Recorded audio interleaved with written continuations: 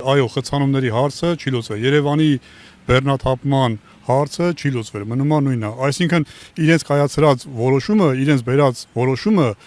զրոյի հավասար որոշում էր բեռնաթափման առումով, բայց երևանցիներին թալանեցին եւ Երևան եկողներին թալանեցին այդ որոշումը, որովհետեւ մի քանի անգամ ավել գումար հավաքագրվեց, դրանով հարցը չլուծվեց։ Այնինչ դրան կարելի էր հանգիստ լուծում տալ, մենք այդ առաջարկը արել ենք Մայր Հայաստան խմբակցությունով մի քանի անգամ, ասել ենք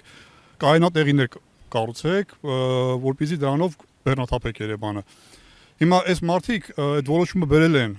մի կերպ անց են կացրել, հերիք չի, դատարանը 10 դատավորի որոշմամբ երկու անգամ 24 թվականի համար 5 դատավոր եւ 25 թվականի համար 5 դատավոր որոշեցին, որ այս որոշումը հակասում է օրենքներին կամ չգիտեմ,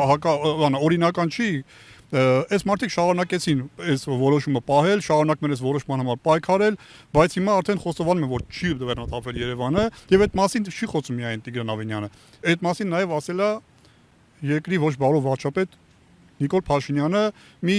3-4 կառավարության նիստ առաջ։ Ուրեմն ինչ էր ասում։ Ասում է հանձնաժողով է ստեղծվելու կամ էլ ինչ-որ խումբ է ստեղծվելու, ես բառացի չեմ հիշում ոնց է ասել, որը զբաղվելու է Երևան քաղաքի բեռնաթափումով, որը զբաղվելու է խցանումներով։ Պատկերացնում եք, Երևանի քաղաքապետին չի վստահում, Երևանի իշխանություններին չի վստահում եւ որոշել է ինքը զբաղվի այս հարցով, ինչպես զբաղվում է եկեղեցու հարցով։ Որոշել է հիմա խառնվի Երևանի գործերի մեջ ու որոշել է ինքը արդեն Երևան քաղաքը բեռնաթափի։ Այսինքն նաեւ այստեղ ուրիշ հարց է գալի, որ ինքը նաեւ կարծես թե չի վստահում Երևանի այսօրվա ոչ բարով կառավարչին, չի վստահում